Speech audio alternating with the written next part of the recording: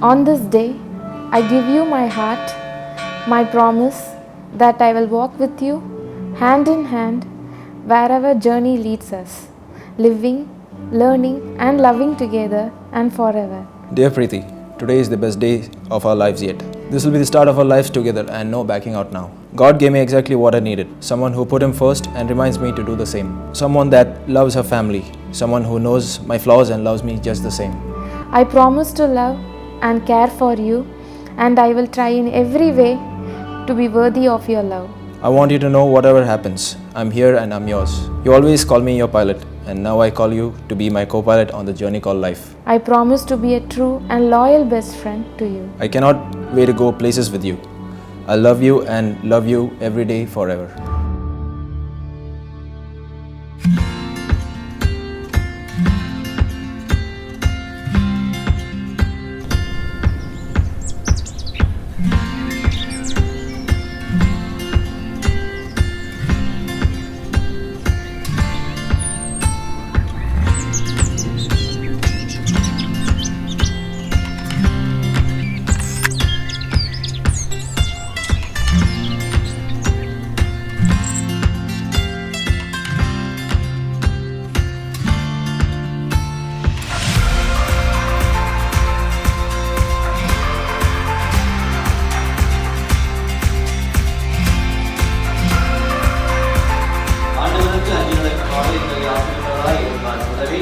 ஆண்டவர் சீயோனிலிருந்து உமக்கு ஆசி வழங்குவாராக. ஆண்டவர் சீயோனிலிருந்து உமக்கு ஆசி வழங்குகின்றார்கள். இவருடைய வாழ்வை நிறைவா நீதாமே ஆசீர்வதிக்கவும்.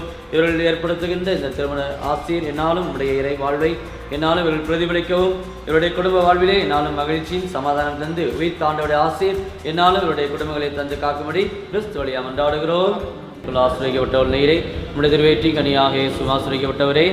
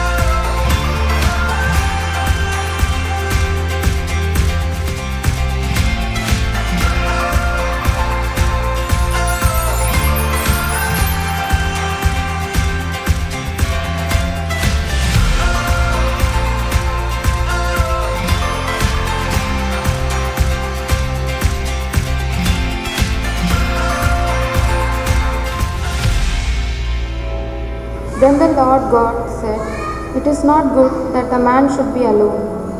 I'll make him a helper fit for him." So out of the ground the Lord God formed every beast of the field and every bird of the air, and brought them to the man to see what he would call them. And whatever the man called every living creature, that was its name.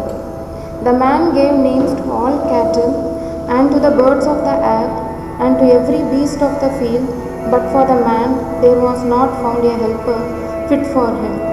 So the Lord God caused a deep sleep to fall upon the man, and while he slept, took one of his ribs and closed up its place with flesh. And the rib which the Lord God had taken from the man, he made into a woman, and brought her to the man. Then the man said, "This at last is bone of my bones and flesh of my flesh. She shall be called woman, because she was taken out of man. Therefore a man leaves his father and his mother, and cleaves to his wife, and they become one flesh." Husbands, love your wives as Christ loved the church and gave himself up for her, that he might sanctify her, have cleansed her by the washing of water with the word, that he might present the church to himself in splendor, without spot or wrinkle or any such thing, that she might be holy and without blemish. Even so, husbands should love their wives as their own bodies. He who loves his wife loves himself. For no man ever hates his own flesh, but nourishes and cherishes it, as Christ does the church, because we are members of his body. For this reason, a man shall leave his father and mother, and be joined to his wife, and the two shall become one flesh. This mystery is a profound one, and I am saying that it refers to Christ and the church. However, let each one of you love his wife as himself, and let the wife see that she respects her husband.